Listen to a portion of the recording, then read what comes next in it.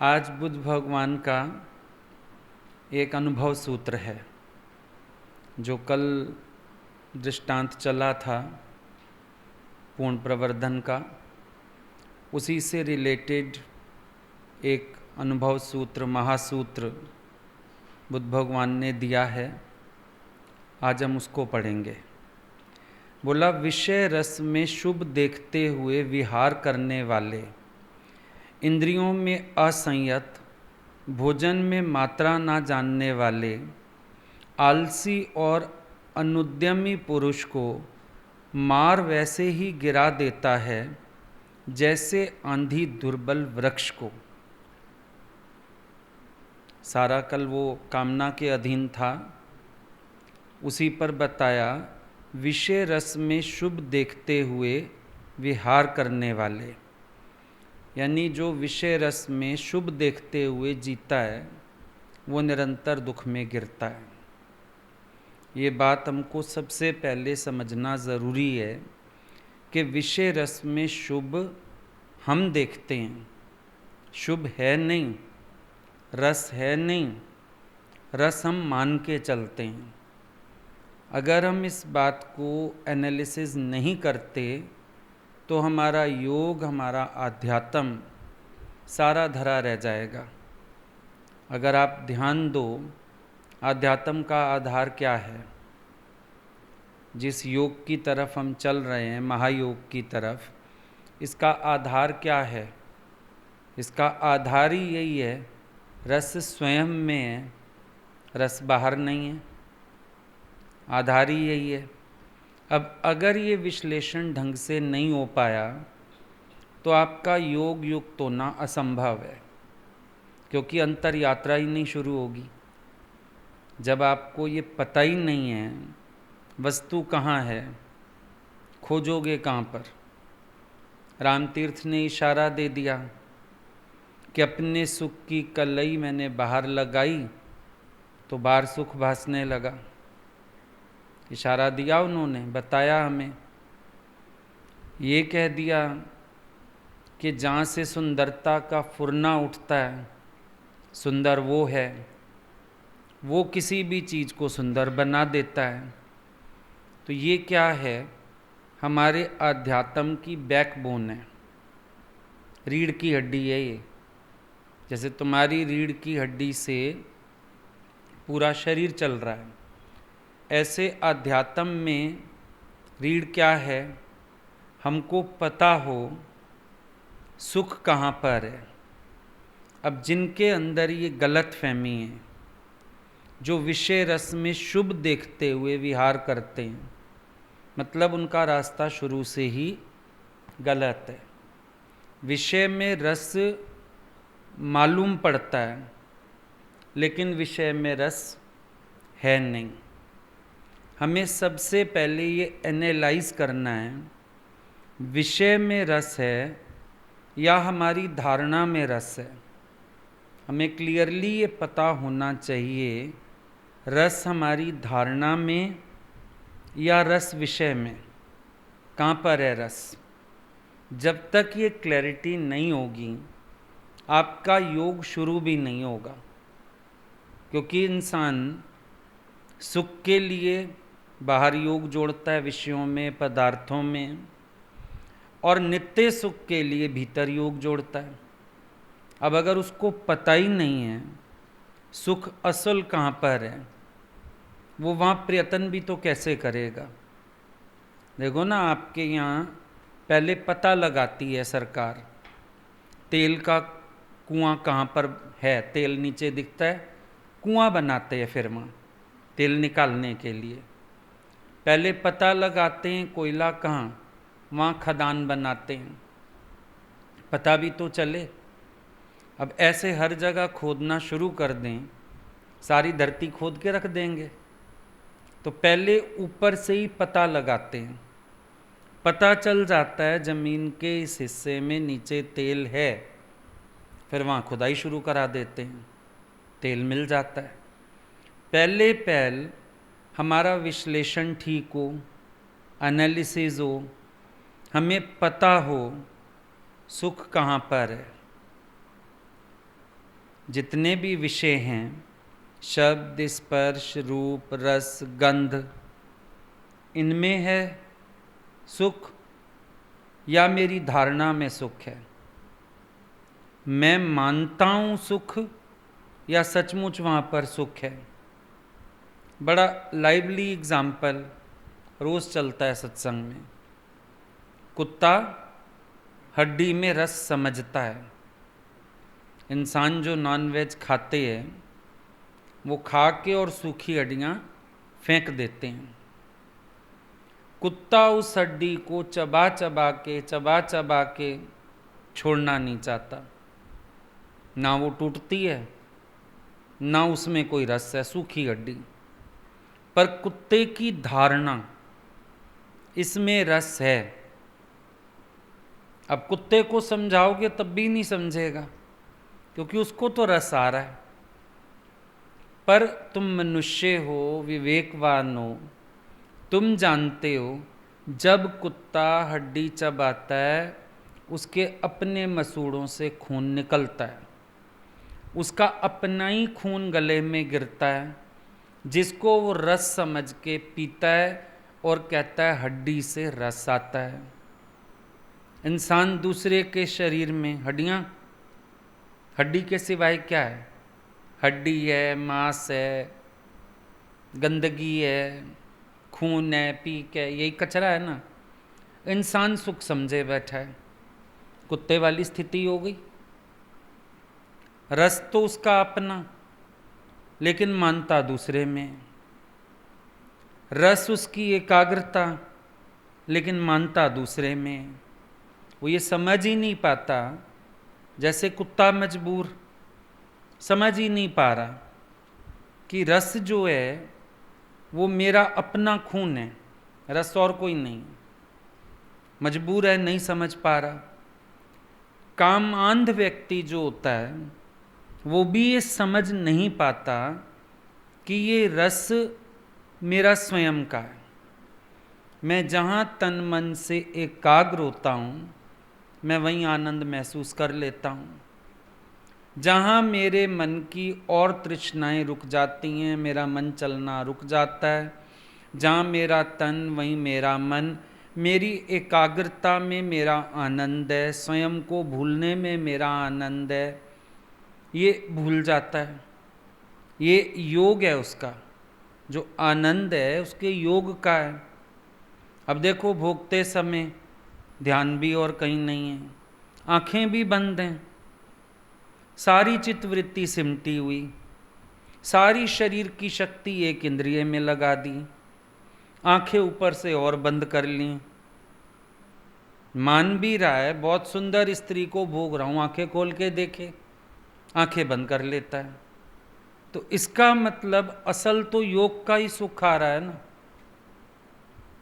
एकाग्र होना ये योग युक्त तो ना है, लेकिन कुत्ते की तरह एक मजबूरी हो गई और समझ में नहीं आ रहा। वो भगवान एक मिसाल बताते थे कि एक दिन एक कुत्ता गली में से निकला, उसने देखा एक जगह बिल्ली बैठी हुई है और बड़ी खुश मुस्कुराती जा रही है, बड़ी खुश बैठी है। अब कुत्ते को थोड़ी सी जेलसी सी हुई, ये इतनी खुश क्यों है बिल्ली? उसको पूछने लग गया, बोला एक बात बता, तू इतनी खुश क्यों है, इतनी रिलैक्स क्यों बैठी है? कह रही है मैं बताऊं, मैंने ना एक सपना देखा है। क्या सपना देखा है? मैंने सपना देखा कि बारिश हुई, पर बारिश पानी की नहीं हुई, बारिश में चूहे गिरे हैं और मैं इतनी खुश हूं, चारों तरफ चूहे ही चूहे हैं। कुत्ते तेवर चढ़ गए, बोला बेवकूफ़ कहीं की, कभी कोई शास्त्र पढ़ा नहीं, कभी कोई उपनिषद पढ़ा नहीं, कोई ज्ञान की तेरे को समझ नहीं, ऐसे ही गलत बातें फैलाती रहती है। बहुत डांट लगाई कुत्ते ने। बोला ऐसा उल्लेख है शास्त्रों में कि बारिश हुई इस तरह की जिसमें पानी नहीं था, पर उसमें हड्डियां बरसी, ये उल्लेख था, सूखी हड्डियों की बारिश हुई।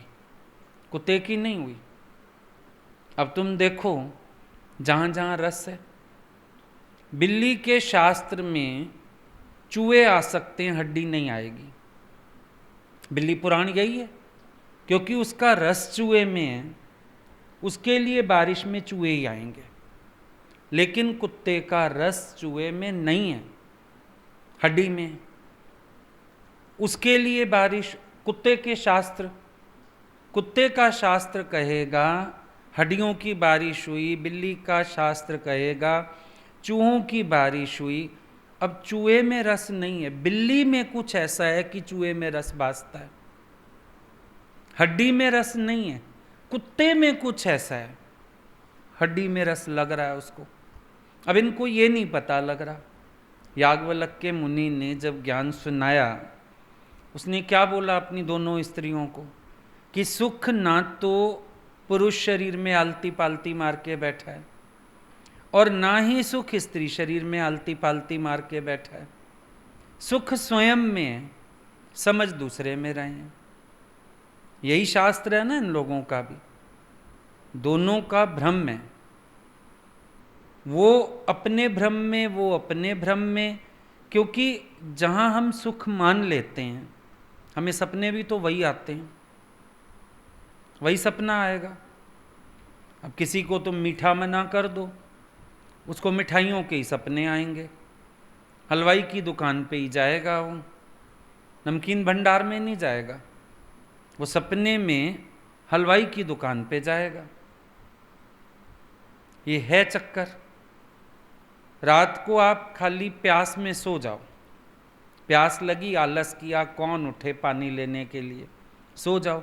सारी रात नदियाँ, समुद्र, तालाब, झीलें सारी नजर आएंगी, और प्यास वहीं की वहीं सवेरे उठोगे।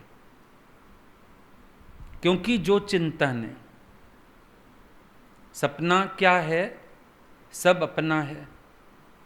अब कितने नौजवान नींद में भी गिरते हैं, सपने में भी गिरते हैं। क्यों? ये उनका शास्त्र है।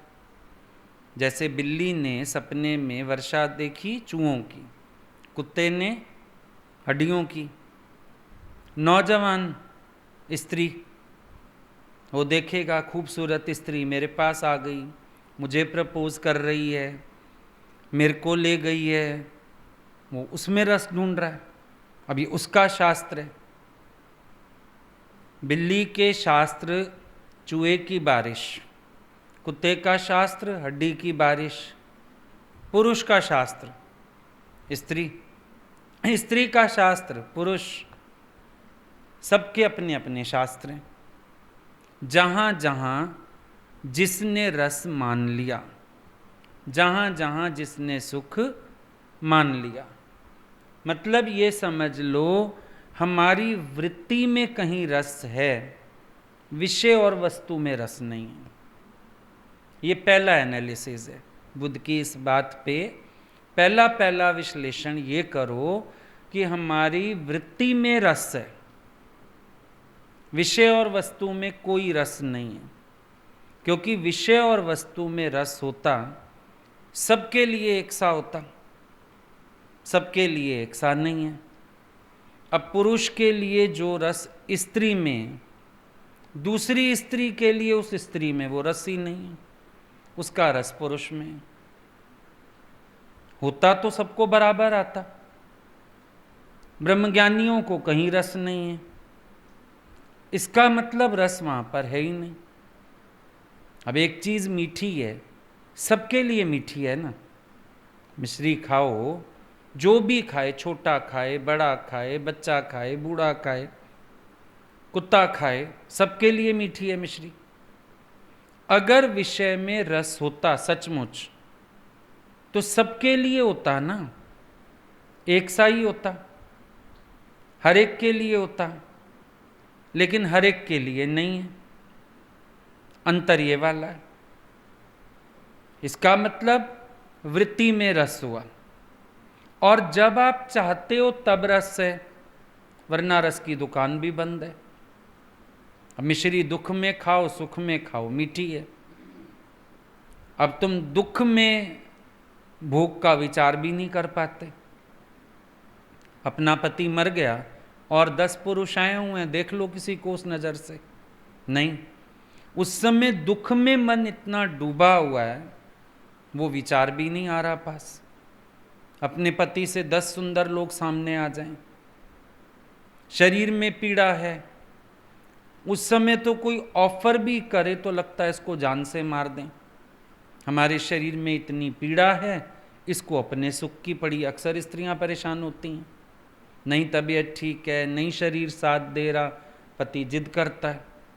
उस समय क्रोध आता है, प्यार नहीं आता, क्रोध आता है।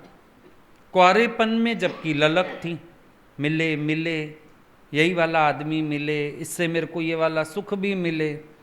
पर जिस दिन अपना शरीर साथ नहीं दे रहा, उस दिन वो सुख जहर लगता है, अमृत कहाँ लगता है। तो अगर हम निचोड़ निकालें, एनालिसिस करें, तो एक बात समझ में आती है, वृत्ति में रस है, ना विषय में रस है, ना वस्तु में रस है। बड़ी सीधी सीधी बात हो गई, एकदम क्लियर। अब हमने जिन चीज़ों में सुख माना है, जो लोग वेज खाते हैं, अब उन्होंने नॉन वेज में सुख नहीं माना, उनको नहीं आता ना सुख। हमारे यहाँ का जो भोजन है, हम फॉर चेंज खा लेते हैं, कभी कभी साउथ इंडियन खा लिया, कुछ खा लिया फॉर चेंज।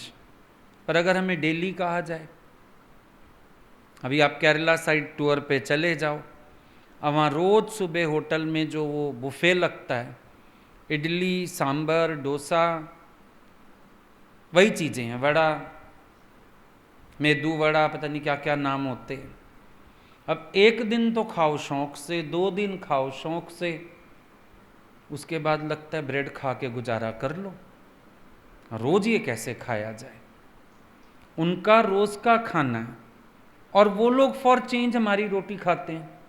कभी दाल रोटी बना ली, आज भाई चेंज है, आज रोटी खाएंगे, उनके लिए नई चीज़ है। जहाँ जिसने सुख माना हुआ है, वहीं से उसको सुख आ रहा है।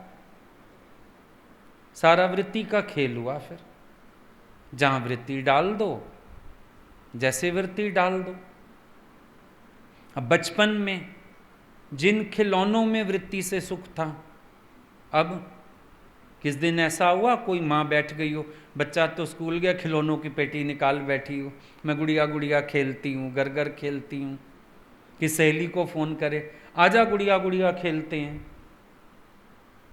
अब उसके लिए रस नहीं।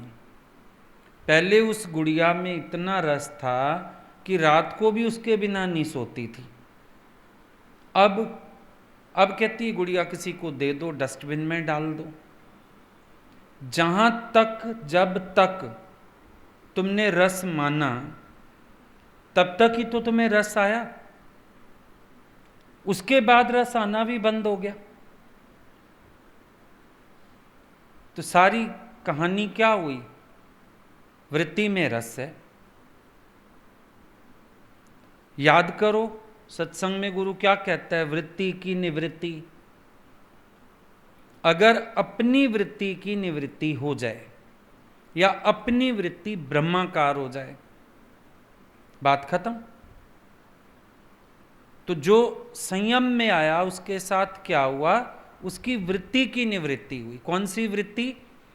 जो वृत्ति ने माना विषय में रस, वस्तु में रस, उस वृत्ति की निवृत्ति, ये संयम हो गया। उस वृत्ति की निवृत्ति, ये उपरामता हो गई। अब हमारी वो वृत्ति नहीं रही जो विषय में सुख मानती थी। एक एग्जाम्पल और आता है, सेकेंड वर्ल्ड वॉर के टाइम बर्मा के जंगलों में सैनिक थे, कई महीनों से रह रहे थे। अचानक एक दिन एक तोता उड़ता हुआ गया, बड़ी सुंदर युवती है, बड़ी सुंदर युवती है। अब इन्होंने महीनों से स्त्री की शक्ल ही नहीं देखी थी। सब ने अपने हथियार छोड़े, तोते के साथ साथ भाग लिए। भाई देखाएं सुंदर युवती, देखाएं आज। दौड़ते गए, कई मील दौड़ा तोता, उसके बाद रुका। सुंदर युवती कौन सी थी? मादा तोता। अब उसकी वृत्ति तो उसमें है ना, उसके लिए मादा तोता में रस है। अब ये सैनिक सारे सिर पीटते वापिस आ गए, क्योंकि इनकी धारणा मादा तोता में है ही नहीं। इनकी धारणा तो स्त्री में है ना, पुरुष की धारणा स्त्री में। क्या हुआ? ये भाव दशा हुई। अंदर के भाव की दशा क्या है? तोते की भाव दशा कहती है मादा तोते में रस है। तुम्हारी भाव दशा बिल्कुल नहीं कहती उसमें रस। उन्होंने को तो गुस्सा आया, तोते को गोली मार देते अगर हथियार ना छोड़ गए होते। बेवकूफ बना लाया, इतने मील हम दौड़ाए, सुंदर युवती है, सुंदर युवती है, ये युवती है, अब इसका हम क्या करें? अब उनको वहां पर रस नहीं है, उनकी भाव दशा में कोई फर्क नहीं पड़ रहा, तोता हो या मादा तोता हो, नर तोता या मादा तोता, उनके लिए दोनों पक्षी। उनके लिए किस काम का? मादा तोता किस काम का उनके लिए? क्योंकि उनकी भाव दशा वहां सेट नहीं हो रही है। बात तो यही है। अब रामकृष्ण परमहंस हैं, उनकी भाव दशा है, वो माँ की बात सुन लें, माँ की बात कर लें, वो समाधि में चले जाते हैं। ये उनकी भाव दशा है। और करोड़ों लोग उसी मंदिर में दर्शन करने आते हैं, किसी को इंच भर भी फर्क नहीं पड़ता, किसी का इंच भर विकार भी नहीं निवृत्त होता। और एक उनकी भाव दशा है, माँ से इतनी लगन, माँ में इतना सुख, माँ में इतना रस, माँ की इतनी भक्ति, माँ से इतना प्रेम कि उनकी भाव दशा काबू ही नहीं आती। रोते रोते याद में समाधि में चले जाते हैं, नाचते नाचते समाधि में चले जाते हैं, बात करते करते समाधिस्थ हो जाते हैं। ये उनकी भाव दशा है। अब उनको जो रस है काली माता में, वो रस किसी को है ही नहीं। विवेकानंद की भाव दशा है, उसको वो रस फिर रामकृष्ण में, उसको वो रस रामकृष्ण में है। वो बोलते हैं कि मेरे को गुरु की याद में 2 मिनट भी आंसू आ गए तो मैं 1 महीना, मुझे पता नहीं था मेरा शरीर कहाँ है, मैं देह अध्यास से परे था। ये उनकी भाव दशा थी। उनको गुरु से इतना प्रेम था, इतना रस था, इस वृत्ति को अगर साध पाओ, ब्रह्माकार कर पाओ, भगवताकार कर पाओ, भक्ति में लगा पाओ, तो इस वृत्ति से बहुत बड़ी अचीवमेंट्स भी हैं। इसी वृत्ति से गिरावट भी है, इसी वृत्ति से चढ़ना भी होता है। अब वो लोग लौट आए सारे सैनिक की मादा तोता हमारे किस काम की, वो वापिस आ गए। तोता नहीं आया, वो तो सुंदर युवती के पास बैठ गया, उसका रस है उसमें, उसकी धारणा है उसमें। तो देखना पड़ेगा कि अगर तोते ने मादा तोते में रस माना, वो वहां फंसा, सैनिकों ने नहीं माना, वापिस हो लिए। संसार में, विषय में, वस्तु में, व्यक्ति में जिन्होंने रस माना, वो वापिस आना भूल गए। माया की डालियों पे ही झूल रहे हैं, वहीं बैठे हैं, गुलामी कर रहे हैं, एक दूसरे के पीछे भाग रहे हैं, अपनी शक्तियों का ह्रास कर रहे हैं। और ज्ञानी लौट आए वहाँ से, देखा है कि इसमें सुख नहीं है। सैनिक देखा है मादा तोते में सुख नहीं है। थोड़ा सा और आगे चलते तो समझ आ जाता मादा तोते में सुख नर तोते के लिए भी नहीं है। थोड़ा सा विचार और करते समझ आ जाता। पर वो तो निराश होके लौटे कि स्त्री में सुख है, मादा तोते में सुख नहीं है। गलत धारणा से वापस आए ना, तो अब उनकी तलाश खत्म नहीं होगी, क्योंकि वो तो स्त्री ढूंढेंगे। अब ज्ञानी के ज्ञान का गहरा विचार है। कैसे है?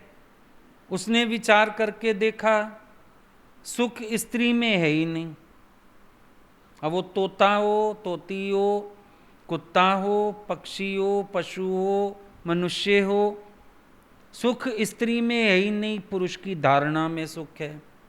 तो क्या हुआ, वापस तो ज्ञानी भी आया, पर सारी आकांक्षाएं मिटा के आया। सैनिक आकांक्षा रहित होके नहीं आए, बल्कि प्रेज करते आए, तोते की किस्मत अच्छी, उसको भी तोती मिल गई, एक हम में भटक रहे हैं। वो ग्लानि लेके आए, पछतावा लेके आए, आकांक्षा लेके आए, क्योंकि विचार अपूर्ण है। ज्ञानी जब लौटते हैं संसार से, आकांक्षा लेके नहीं लौटते, अनुभव लेके लौटते हैं। अंधेरा लेके नहीं लौटते, प्रकाश लेके लौटते हैं। सुषुप्ति में नहीं वापिस आते, जागृति में वापिस आते हैं। इसीलिए उनकी इस भाव दशा को वैराग्य का नाम दिया जाता है, कि वो संसार को देख के वैराग्य लेके लौट के आए, वैराग की भावना लेके लौट के आए। पता चल गया उनको सुख संसार में नहीं, सुख धारणा में है। सुख मन की मनौती है। सुख जहाँ मान लिया वहाँ से आ रहा है, वरना वहाँ सुख नहीं है। अब कोई डिश बनाओ, कोई कहता है मुझे बड़ी पसंद है, दूसरा कहता है मैं तो देख भी नहीं सकता इसको, मेरे आगे मत लाना, मैं नहीं खा सकता। चाप खाते हैं कई लोग, बड़े टेस्ट से खाते हैं। कई लोग कहते हैं ऐसे लगता है मांस के लोथड़े खा रहे हैं। हमारे घर में नहीं बनता चाप, है वही चीज, वही है, सोयाबीन है, लेकिन किसी ने फीलिंग कैसी ले आई, किसी ने कैसी ले आई, यही फर्क है। तो ये विश्लेषण करना, विषय रस में शुभ देखते हुए, देख रहा है खाली।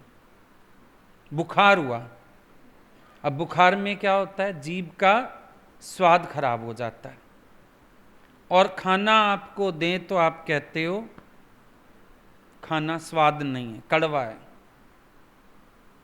स्वाद खाने में थोड़ी है, आपकी जीभ की क्षमता में स्वाद है। टेस्ट बर्ड्स होते हैं, डॉक्टर्स बताते हैं, टेस्ट बर्ड्स। बुढ़ापे में क्या होता है, टेस्ट बर्ड्स मर जाते हैं। अब आप खाना दो, बुजुर्ग व्यक्ति को खाना स्वाद नहीं लगता,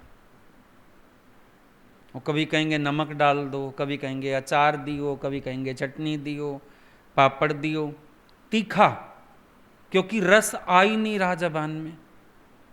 बीमार आदमी बार बार खाने को इनकार करता है, क्योंकि जीभ में क्षमता ना रही, खाने के ऊपर नाम पड़ गया, स्वाद नहीं है। जिसकी जीभ में क्षमता है वो खा के कहता है स्वाद है। पहचानो स्वाद कहाँ, जीभ की क्षमता में। और जब जीभ की क्षमता ठीक है और भूख लगी है, तो सादा भोजन भी बहुत स्वाद लगता है। हेल्थ ठीक हो, सादा भोजन भी स्वाद लगता है। हेल्थ बिगड़ी हुई हो, बहुत अच्छा भोजन भी स्वाद नहीं आता। अंदर की बात हो गई सारी, गड़बड़ सब हमारे अंदर है। रस अंदर है, वस्तु विषय में नहीं है। अब देखो, स्वयं में देखोगे रस, तब तो बनेगी बात। अगर विषय में रस देखा तो गलत मार्ग पर चले जाओगे। गलत मार्ग क्या है, बाहर रस समझ के बाहर की यात्रा पे निकल जाना। और एक ये समझो मुझी में रस है, मैंने ही अपना रस डाला है। अब देखो, सत्संग आए, सत्संग आने से पहले हम सब एक बात मानते थे कि बाहर सुख है, बाहर सुख है, मुझे वहाँ से हट के भगवान की तरफ जाना है। शुरू में कोशिश भी सब यही करते हैं, लेकिन जिस दिन गुरु का वचन पल्ले पड़ जाता है, मैं अपना रस डालता हूं तो कहीं से रस भासता है। एक वचन समझ आ गया जिस दिन, अंतर यात्रा उस दिन शुरू होती है कि नहीं, अंतर्मुखता उस दिन शुरू होती है। कह लो अपने ही अंदर एक रेवोल्यूशन समझ में आता है क्योंकि फिर हम इस बात को समझने के बाद हर विचार पे मन को मोड़ते जाते हैं, हर बात से, खाने का हो, किसी और चीज़ का हो, विषय भोगों का हो, हर चीज़ से हम मन को मोड़ना शुरू कर देते हैं। रेवोल्यूशन शुरू हो गया, क्योंकि पता चल गया रस तो मेरे भीतर का है। अब ऐसे ही देखो, अहंकार है, ईगो है। अब ईगो पालने में सुख हमने माना हुआ था, अब समझ आ गया ईगो मारने में सुख। अब ईगो रखी नहीं जाती। रेवोल्यूशन शुरू हुआ, पहले ईगो प्रोटेक्ट करने के लिए खेचलें थीं, अब सारी खेचल ईगो को मारने के लिए। रेवोल्यूशन कब शुरू हुआ? जब पता चला सुख मुझ आत्म स्वरूप में है, अहंकार में सुख नहीं है। मैंने माना हुआ है ईगो सुख देती है, मैंने माना हुआ है अपनी मैं को पुष्ट रखने में सुख है, पर इस मैं को तो मारने में असल सुख है। रेवोल्यूशन कहाँ से शुरू होता है? जब आपको गुरु का ज्ञान समझ आता है कि मैंने अपना रस सब जगह बांट रखा है, मैंने रस डाल रखा है हर चीज में, तो रस आने लगता है। कई लोग देखो, सुबह वो जिम जाते हैं, इतनी मेहनत करते हैं, उनको उनमें भी सुख आता है, नशा होता है एक। और घर में पड़े आलसी आदमी को बोलो 2 कदम चलना, वॉक करना भी भारी उसके लिए घर में मशीनें ले आओ, ट्रेडमिल ले आओ, चीजें ले आओ, वो सारी मुंह चिढ़ाती पड़ी रहेंगी, थोड़े दिन बाद बेच देंगे। उसको रस ही नहीं, उसको सोने में रस है, उसको वहां जाके अपनी बॉडी बिल्डिंग में रस है। अपने अपने रस है ना सबके। तो जहां हम रस मान लेते हैं, अच्छा दुनिया में चलो रस मानना पड़ता है, आत्म रस मानी हुई चीज नहीं है, हकीकत है, स्वयं सिद्ध है। क्योंकि आत्म रस के आधार पर ही तो हम बाहर रस भासता है हमें। आत्म रस मानी हुई चीज नहीं। संसार में सब जगह रस माना हुआ है, एजम्पशन है। आत्म रस एजम्पशन नहीं है, आत्म रस हकीकत है। लेकिन क्योंकि हम इतने बहिर्मुख वृत्ति के आदती हो गए हैं, अब हमें आत्म रस मानना पड़ता है, बार बार याद दिलाना पड़ता है, मैं सुख स्वरूप हूं, मैं सुख स्वरूप हूं। है तो है ना, बार बार। अब सूरज प्रकाश स्वरूप है, याद दिलाना पड़ता है, पर अपने को सुख स्वरूप याद दिलाना पड़ता है। ऐसी अधोगति हो गई है, बाहर से सुख ले लेके बाहर निकलना तो हम सीख गए हैं, भीतर आना कठिन, बहुत कठिन, बड़ी मुश्किल वाली बात। अंदर रहने की आदत नहीं जिनको, देखो सरकार लॉकडाउन कर दे चाहे, वो बार ही बार फिर भाग रहे हैं, फिर दौड़ रहे हैं, फिर कर्फ्यू लगाने पड़ रहे हैं, डंडे मारने पड़ रहे हैं। क्या हो गया? इनको अंदर रहने की आदत ही नहीं, इनको बाहर निकलने की आदत है, इनको बाहर घूमने की आदत है, इनको सड़कों पे गलियों में घूमने की आदत है। ये जीव की स्थिति है। उसको इतनी बाहर यात्रा करने की आदत हो गई कि आत्म रस पता ही नहीं। सब जगह सुख पता है, स्वयं में सुख है, बस यही नहीं पता। सारे सुखों को जानता है, आत्म सुख को नहीं जानता है।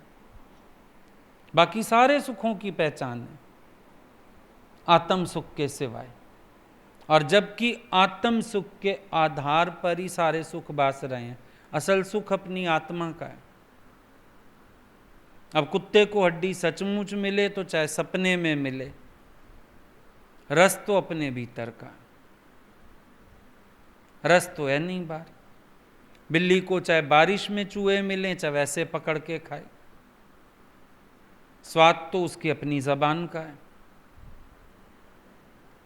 ये समझ में आए बात? तो ये जो बहिर्मुखता है, ये क्रांति नहीं लाने देती। और क्रांति शुरू होती है जिस दिन गुरु की बात समझ में आ जाए।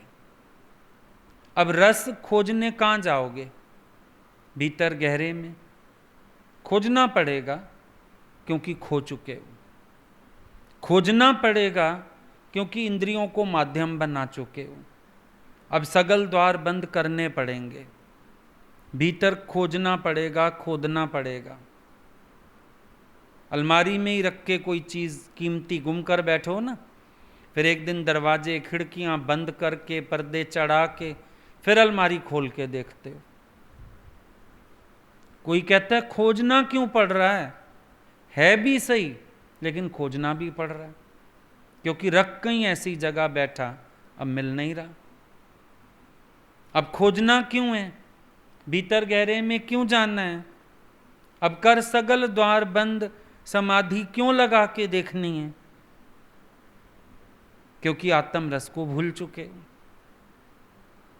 बैर मुक्ता ने भीतर के रस से कनेक्शन ही काट दिया है। जैसे समझ ही नहीं आ रहा अंदर का रस कैसे लियूं। नया नया कोई आता है, उसको कहते हैं भीतर का रस लियो, कहते हैं अंदर का रस कैसे लिया जाए, बताओ। अपनी चीज, अपना स्वरूप।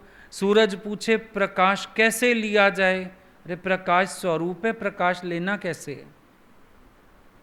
अजीब घटना घट गई ना। दो यात्राएं हैं, एक यात्रा अंदर की तरफ जो भीतर गहरे में अपना रस देती है, एक यात्रा बाहर की तरफ। पर भीतर समझ में आ जाए सुख, बाहर यात्रा की जरूरत नहीं बचती है। अब बाहर नहीं जाने का, ज्ञानी को बाहर नहीं जाना है, जरूरत ही नहीं। अंदर का रस सच्चा, शाश्वत, इतना तृप्ति देने वाला हो गया। गीता में बोला आत्मा से आत्मा में संतुष्ट, तृप्त, भरपूर। अब बाहर कुछ पाने नहीं जाना। समझो हमारे घर में सब कुछ है, राशन पानी सब है, दूध का भी सूखे दूध का पैकेट रख लिया हमने। अब हम कहते हैं बाहर डिजीज है, हम लोग बाहर ही नहीं निकल रहे, हम दरवाजा ही नहीं खोलते, ताला जड़ के रखा है। क्यों? क्योंकि कुछ चाहिए नहीं, सब कुछ हमारे घर में मौजूद है। हम बना रहे हैं, खा रहे हैं, पेट भर रहे हैं, अपना मस्त हैं, हमें बाहर नहीं जाना। जिनके घरों में अभाव हैं, वो मजदूर देखो अपने देशों की तरफ दौड़ रहे हैं। कुछ लोग बाहर शॉपिंग के लिए निकल रहे हैं, कुछ लोग कमाने के लिए दौड़ रहे हैं। यानी जब घर में पूरा नहीं है तो बाहर जा रहे हैं ना। बाहर यात्रा कब शुरू होती है? जब अपने घर में पूर्णताई ना हो या पूर्णताई में तृप्ति ना हो। अब समझो हम अपने अंदर तृप्त है, सामान सारा, पर तृप्त नहीं है। ये वाली चीज़ नहीं है, ले आए, ये हलवाई से मंगाएं, ये रेस्टोरेंट से मंगाएं। जब जो घर में है उससे तृप्त ना हो करके बाहर भटकना चाह रहे हो, बाहर से रस चाह रहे हो, फिर ये आपको बाहर का रास्ता दिखाएगा। पर अगर हम तृप्त हैं भीतर, बाहर का रास्ता देखना नहीं पड़ेगा। बाहर क्यों जाना? बाहर क्या पड़ा है? शौ नेड़े धन कमलिए, बाहर क्या ढूंढे। नानक जी कहते हैं शौ तो नेड़े, भगवान तो नजदीक में नजदीक, धन कमलिए बाहर क्या ढूंढे। बाहर क्या ढूंढना है तूने? बाहर क्या लेने जाना है? सब कुछ घर में, बाहर नाई। बाहर टोले सो भ्रम भुलाई, बाहर भ्रम है। बाहर की यात्रा माना भ्रम, भीतर की यात्रा माना सच। बाहर की यात्रा माना धोखा, दुख। बाहर विषयों में शुभ मानना माना निरंतर दुख में गिरना, और बाहर विषय रस में अशुभ देखना, शुभ ना देखना, ये हो गया नित्य सुख की प्राप्ति। फिर इसमें अगला बोला इंद्रियों में असंयत। अब एक बड़ा सीधा सीधा लॉजिक है। बाहर रस मानो, इंद्रियां असंयत अपने आप हो जाती हैं। जिसने धारणा ये बना ली बाहर रस है, अब इंद्रियों को असंयत करने की थोड़ी जरूरत है, इंद्रियां असंयत हो गई अपने आप। अपना जो गाय का या घोड़े का अस्तबल है, चारा खाने वाली जगह खाली है, और गेट के बाहर उसको हरे हरे खेत नजर आ रहे हैं। कहना थोड़ी पड़ेगा मालिक को जाओ खाए आओ, उसको जैसे ही दिखी घास हरी हरी वहां पे वो दौड़ लगाएगा। जब तुम्हारे अंदर धारणा है, विषय में सुख, व्यक्ति में सुख, वस्तु में सुख, इंद्रियां लपकना शुरू हो जाती हैं उधर। ये कोई कहने की बात ही नहीं।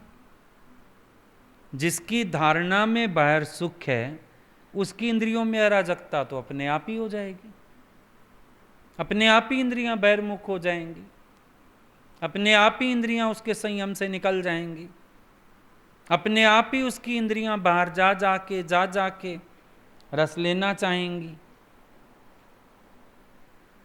बड़ा सीधा सा लॉजिक है। धारणा बदलने के सिवाय आप इंद्रियों को नहीं रोक पाओगे।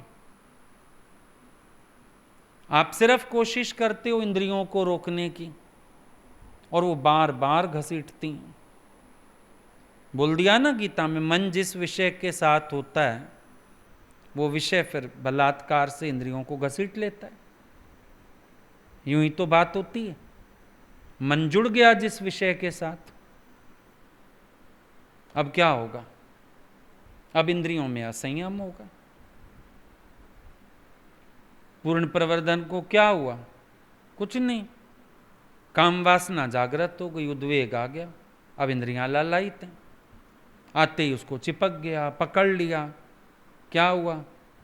अब ये इंद्रियां भूखी हो गई सारी। मन में वासना जागते ही इंद्रियां भूखी हो जाती हैं। फिर इन इंद्रियों का स्वभाव कैसा? बकरी जैसा, अभी खिलाओ फिर दोबारा घास में मुंह मारेगी। इन इंद्रियों का स्वभाव ऐसा बन गया, ये यूज टू हो गई हैं। फिर बाहर फिर बाहर फिर बाहर, बार बार बाहर भागती हैं। फिर समझती हैं तृप्ति मिलेगी, फिर समझती हैं भरपूरता मिलेगी। तो ये सब अपने अंदर की खेचल है, क्योंकि मन चाहता है कुछ रह ना जाए। मन को देखना तुम, इतना असंयम है या इतना बड़ा छेद है, ये सोचता है कुछ रह ना जाए। मैं एक बार शराब भी पी के देख लूं, एक बार सिगरेट भी पी के देख लूं, एक बार पर स्त्री भी भूख के देख लूं, कुछ रह ना जाए।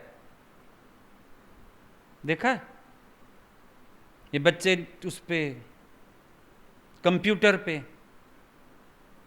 पिक्चरें लगाते हैं, चीजें देखते हैं, फिर रह ना जाए कुछ, ये भी देख लूं, ये भी देख लूं, ये भी। टीवी चलाते हो, एक चैनल बदल दूसरा, कुछ रह ना जाए। इस चैनल पे भी पता हो क्या आ रहा है, उस चैनल पे भी पता हो क्या आ रहा है, कुछ रह ना जाए। मन को ये बीमारी है, कुछ रह ना जाए। सारा कुछ भोग लेना चाहता है, सारा कुछ देख लेना चाहता है, कोई चीज छूटे ना, हर चीज देख लूं, हर चीज। जो एक में है वो सब में है। अब तुमने एक फिल्म देखी, उसमें भी वही है, थोड़ी बहुत कहानी यूं यूं कर रखी होगी, है तो वही।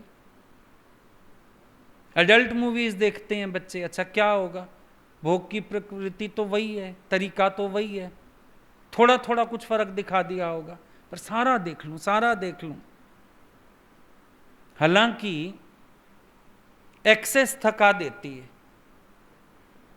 किसी भी चीज की अति करते हो, रस नहीं हाथ में आता, थकान हाथ आती है। देख लो, कोई रस ले लो तुम अति में, अल्टीमेटली थकाता है कि नहीं? लेकिन थकने के बावजूद भी ना मरते दम तक इंसान भोग लेना चाहता है। जवानी चली गई, बुढ़ापा आ गया, पर मन जवान है। और लोग इसको बड़ा वो अच्छा समझते हैं। कई लोगों को तुम देखो, ओल्ड एज में भी बातें ऐसी करेंगे, गंदी भी लगती हैं सुनने में। शो ये करते हैं, क्या हुआ जी, उम्र कितनी भी हो गई, मन अभी भी जवान है। वो सोचते हैं हम अच्छी बात कर रहे हैं। मन जीवंत हो, जीने की आस में, भगवत भाव में, अच्छी बात है। लेकिन जनरली जब संसार के लोग ऐसी बात करते हैं, वो भोगों से रिलेटेड बात होती है। मन अभी भी जवान है। बोलेंगे घोड़ा मर्द कभी बूढ़ा नहीं होता। किस चीज में बूढ़ा नहीं होता? शरीर तो जवाब दे जाता है। मन की वासनाएं प्रबल हैं, मन की वृत्तियां अभी तक भी मलिन हैं। बाल सफेद हो गए, मन सफेद हुआ ही ना। चलो जवानी में भी मान लेते बातें, पर वो जवानी का अभ्यास बुढ़ापे तक भी पीछा थोड़ी छोड़ता है।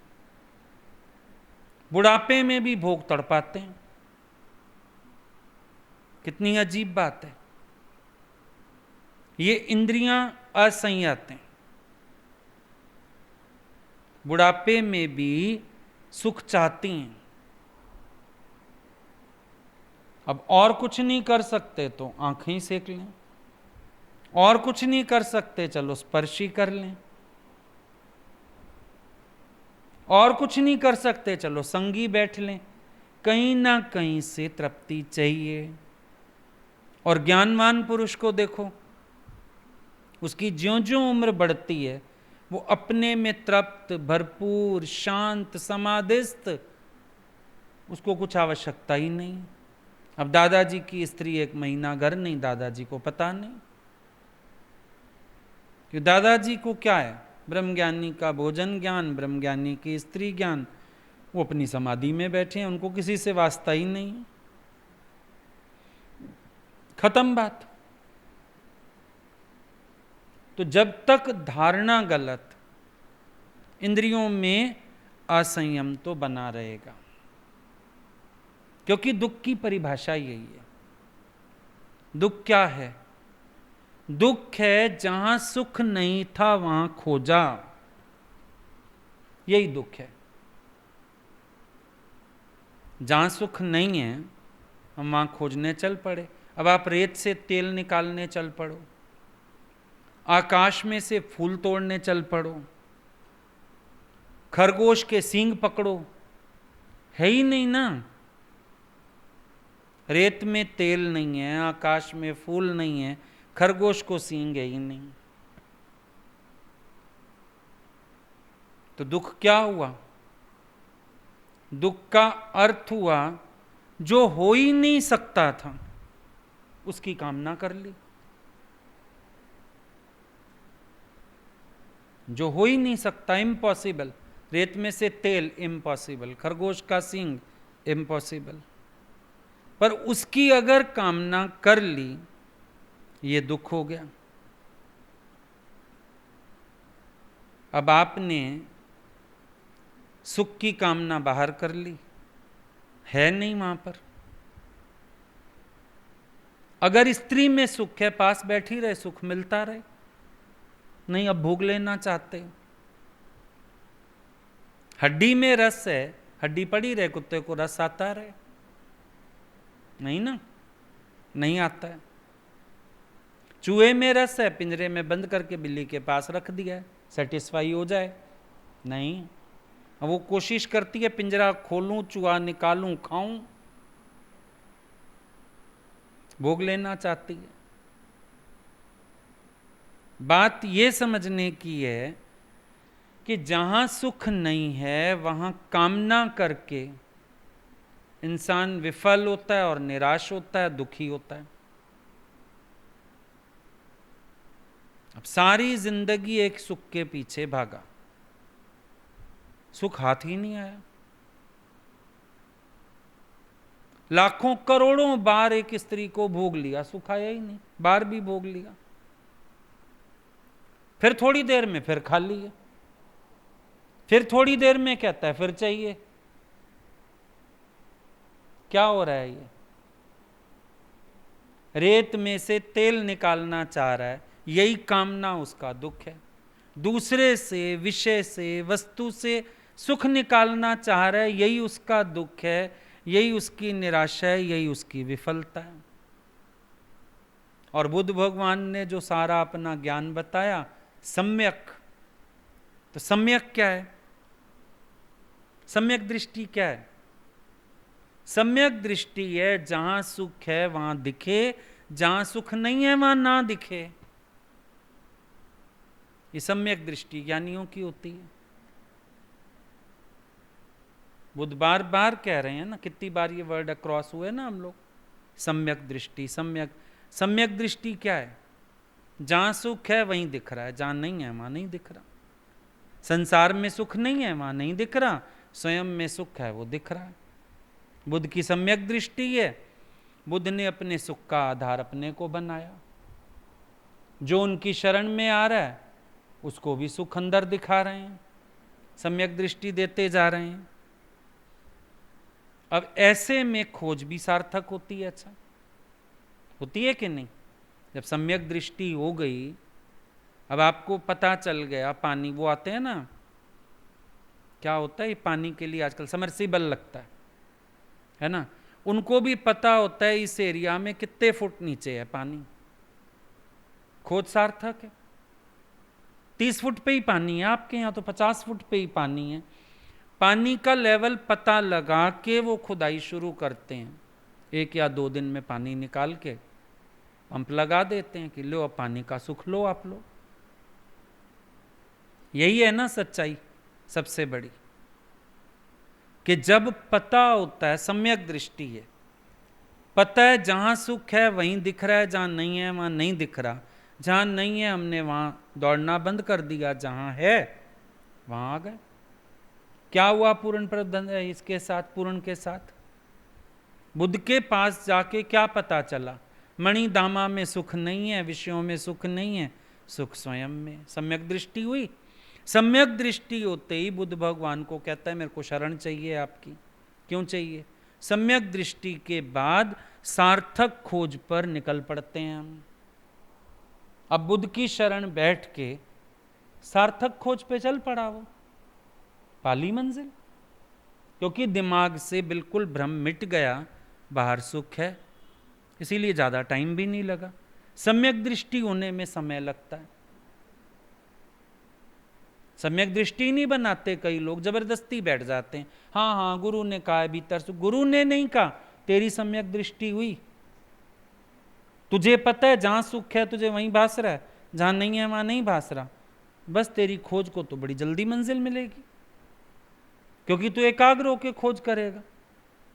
और तुझे डाउट है यहां या यहां, तो समरसीबल वाला ही आ जाए, डाउट है यहां या यहां। अब यहां खोदेगा फिर वहां खोदेगा, वहां खोदेगा, वहां सारे छेद करके चला जाएगा, पानी निकलेगा ही नहीं उससे। तुम्हें डाउट है, गुरु कह रहा है अंदर सुख है तो सही, बाहर सुख, तुम दोनों जगह खुदाइयां करते रहते हो, सुख तेरे हाथ आता ही नहीं। धोबी का कुत्ता ना घर का ना घाट का। यहां बैठ के वहां के सुख का विचार करेगा, वहां जाके यहां के सुख का विचार करेगा। गुरु के पास रहेगा तो घर में सुख है, माँ के पास सुख है, पत्नी के पास सुख है, शादी में सुख है। जाओ जाओ जहाँ तेरे को सुख वास्ता है। फिर वहाँ पहुँच गया, फिर वहाँ अरे गुरु की शरण में सुख है, गुरु की सेवा में सुख है, गुरु के कार्य में सुख है। हमको तो अभी तमोगुण घेरता है, हमको तो अभी रजोगुण घेरता है, अभी तो हमारी वृत्तियाँ खंडित होती हैं, अभी तो हमारी दृष्टि खराब होती है, अभी तो हमारे सपने खराब होते हैं। तो ये क्या कर रहा है? ना घर का ना घाट का। सम्यक दृष्टि नहीं ली। गुरु बैठा था सम्यक दृष्टि देने के लिए, सम्यक दृष्टि लेता नहीं गुरु से। सम्यक दृष्टि लेता ना गुरु से, पहले ठीक से फाइनल कर लो सुख कहाँ है। जहां है वहीं दिखे, जहां नहीं है वहां कभी ना, सपने में भी ना दिखे फिर वहां पर। तो अब फिर बुद्ध किस बात पे आ गए? बोला ऐसे जो लोग हैं उनको मार वैसे ही गिरा देता है। अब मार पता है क्या है? मार किसके लिए बोला? काम वासना के देवता के लिए मार शब्द। राम का उल्टा है ना, राम का उल्टा है मार। अब ये हमारी दो वृत्तियां ही तो हैं, या तो हम राम से आनंदित रहते हैं, आंदोलित रहते हैं, या हम मार से प्रभावित रहते हैं। यही तो होता है, दोनों में से एक काम होता है। जहां राम तहां काम नहीं, जहां काम नहीं राम। तुलसी दोनों कब रहे रवि रजनी एक धाम, इकट्ठे तो रहते नहीं। मार रूप क्यों बताया बुद्ध ने इसको? जैसे उसको बताया ना, जब रावण आया था, काम रूप कह कारण आया, कहीं ना जाए निशाचर माया, काम रूप कह कारण आया। काम रूप, रावण माना काम रूप। अब ये कामनाएं क्या हैं? मार रूप भी हैं। जीव को मार पड़ती है इनकी। जब बाहर कामना करता है तो मार खाता है, बाहर सुख ढूंढता है मार खाता है, बाहर से रस पाना चाहता है मार खाता है। तो बुद्ध भगवान ने इसका नाम रख दिया, ये अनद्यमी को मार वैसे ही गिरा देता है, मार गिराता है। मतलब भीतर चले तो राम, बाहर काम। सीधी बात है। भीतर चले तो राम से आनंदित हो जाओगे, बाहर चले तो काम प्रभावित करके मार डालेगा। मार ही है, काम में मार है, इससे ज्यादा कुछ नहीं है। राम में सुख है, राम में आनंद है, राम में अंतर्मुखता है, काम में मार है, बहिर्मुखता है। और बोला उसको वैसे ही गिरा देता है जैसे आंधी दुर्बल वृक्ष को। अब एक बात समझना, काम शक्तिशाली नहीं है, तुम दुर्बल हो। तुम फिर बोलोगे आंधी ने वृक्ष को गिरा दिया। अभी तूफान आया, लोगों ने कई वृक्ष गिर गए। कई कौन से वृक्ष गिरे? दुर्बल वृक्ष गिरे, कई नहीं भी तो गिरे। अब तुम बोलोगे काम की आंधी ऐसी है ना, तुम दुर्बल हो। काम की कोई मजाल नहीं है, तुम दुर्बल हो। और दुर्बल कैसे हो?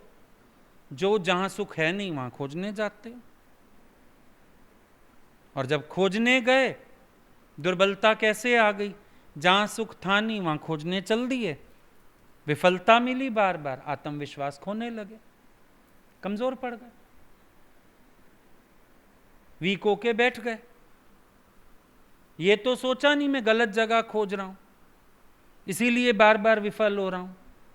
रेत में से तेल निकालने की कोशिश कर रहा हूं जो है ही नहीं, कहां से निकलेगा? उसने बना दिया दुर्बल।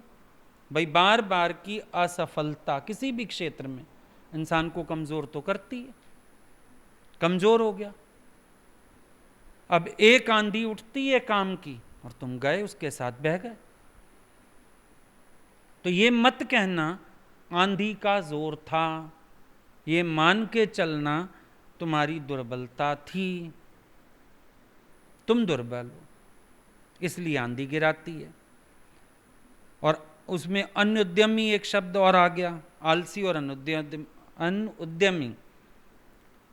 आलस्य, देखो जब जीवन में असंयम है, असंयत जीवन का परिणाम आलस्य है। सीधी सीधी बात है। असंयम में, विषयों में रस है, आलस्य सहज है। क्या उद्यम करोगे परमात्मा की तरफ? जो लोग मस्त बैठे हैं विषय रसों में, भोगों में, वहीं सुख माने बैठे हैं, वो इधर उद्यम क्यों करेंगे? आना भी नहीं चाहते, सुनना भी नहीं चाहते, हटना भी नहीं चाहते, मोड़ना भी नहीं चाहते अपने को। तो आलस क्या है? जब किसी व्यक्ति का जीवन एक राइट लय में नहीं है। भाई हम किसको आलसी कहते हैं? संसार में भी एक डिसिप्लिन लाइफ नहीं है। बेसुरा किसको कहते हैं? जिसके सुर सधे हुए नहीं है, लय में नहीं गाता। अरे बेसुरा गा रहा है, चुप कर। आलसी व्यक्ति कौन है? जिसका जीवन एक लय में नहीं चलता है, सारे सुर खंडित हैं, बिखरे हुए हैं, जीवन ऊर्जा लय में ही नहीं है। अब ज्ञानी की जीवन ऊर्जा देखो एक लय में है, आप तरे और आसंग तारे, एक लय है ना उसके जीवन में। अज्ञानी के जीवन में कोई लय समझ आती है? ऊर्जा तो है, पर ऊर्जा बेकार जा रही है जब जीवन ऊर्जा को हम एक लय में नहीं डालेंगे। कैसे बात बनेगी? बचपन से हमारी जीवन ऊर्जा को लय में डाला जा रहा है। छोटे बच्चे के हाथ में खिलौना दे देते हैं, उसकी बाजुओं की एक्सरसाइज हो। एक समय मां बोतल से दूध पिलाती है, फिर उसको बोतल पकड़नी सिखा देती है। एक समय सहारे से चलाते हैं, फिर चलना। लय में लाया जा रहा है हमारी जीवन ऊर्जा को, नहीं तो खराब हो जाएगी। जिनके पास अपने जीवन ऊर्जा को लयबद्ध करने की युक्ति नहीं होती, वही लोग आलसी कहलाते हैं। 4-4 घंटे सो रहे हैं, क्योंकि क्रिएटिव काम ही नहीं है कोई, बेचारे क्या करें, टीवी के आगे बैठे हैं, भोग बुद्धि है, जीवन ऊर्जा लय में नहीं है। और ऐसों की जीवन ऊर्जा आप देखो अंदर अंदर जैसे संघर्षरत रहती है, प्राप्ति कुछ हो नहीं पा रही, क्या करें क्या करें, अपने अंदर ही कह लो लड़ाई चलती रहती है और इंसान अपने को घात पहुंचाता रहता है। यह आलसी आदमी की लक्षण है,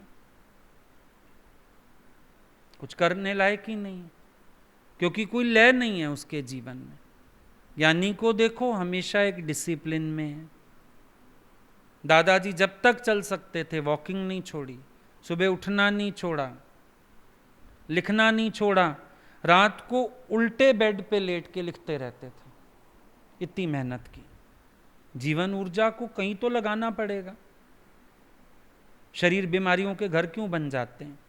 जीवन ऊर्जा का यूज ही नहीं हो रहा, बस खाया सोया आराम किया। सत्संग में आके भी कई लोग आराम परस्त जीवन बना लेते हैं, लेकिन फिर आलस्य की तरफ चले जाते हैं। और ज्ञान में तुम देखोगे अनुद्यमी, पर उनको देखो उनसे कोई उद्यम ही नहीं हो पाता। फिर खुद ही में उनको शंका आती रहती है, हम कभी कर पाएंगे? मेरे से कई लोग बैठ जाते हैं, आपको लगता है हम चढ़ जाएंगे, आपको लगता है हम कभी अपने को बना पाएंगे? भाई आलस छोड़ेगा तो उद्यम करेगा ना। और उद्यमी आदमी को देखा है तुमने? उद्यमी आदमी के जीवन में ताजगी, जीवंत दिखेगा, प्रफुल्लित दिखेगा, आनंदित दिखेगा। जीवन की हर चुनौती को स्वीकार करने की हिम्मत रखेगा अपने अंदर। और नहीं तो अपनी नासमझी, अपना आलस्य मरने से पहले ही मार देता है। आलसी व्यक्ति क्या है? मरने से पहले मरा पड़ा है। अनुद्यमी आदमी क्या कर रहा है? लोग, घर के लोग ही कहते हैं जैसे है जैसे नहीं है, बस अपना सुख देखता है, अपना भोजन देखता है, अपना आराम देखता है। उसकी जीवन ऊर्जा है ही नहीं किसी काम की। दादाजी ने क्यों बोला खाली बैठे हो, 4 दालें में ला लो, उनको चुनो बैठ के, पर खाली मत छोड़ो अपने को।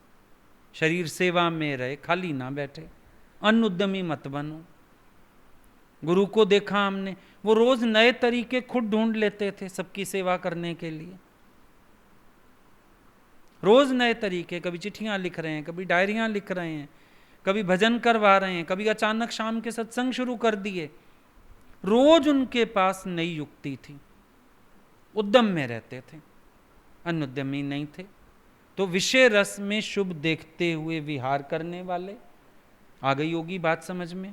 इंद्रियों में असंयत, भोजन में मात्रा ना जानने वाले, वो भी असंयमी हो गया। आलसी और अनुद्यमी पुरुष को मार वैसे ही गिरा देता है जैसे आंधी दुर्बल वृक्ष को। मतलब अगर तुमने बाहर सुख ढूंढा, असंयम आया, आलसी बने, तो तुम दुर्बल हो जाओगे। और जहां भी काम की आंधी चलेगी, जैसे विश्वामित्र के लिए चली, उदालक के लिए चली, जहां काम की आंधियां आईं, ये बड़े बड़े वृक्ष गिर गए, क्योंकि ये अंदर से दुर्बल हो चुके हुए थे। सुख तो बाहर मान रहे थे, पर दिखा रहे थे कि जैसे हम बड़े संयमी हैं। संयम की सही परिभाषा ही यही है, जब सम्यक दृष्टि हो जाए, जहाँ सुख है वहीं भासे, जहाँ नहीं है वहाँ ना भासे। अगर ये स्थिति होती ना सम्यक दृष्टि वाली, तो ना विश्वामित्र गिरते, ना उदालक, ना पराशर, कोई ना गिरते। ये एक प्रकार का असंयम ही है कि जहाँ सुख नहीं है हमें वहाँ भासता है। इसीलिए बोला विषय रस में शुभ देखते हुए जीना ही निरंतर दुख में गिरना है। आई बात समझ में?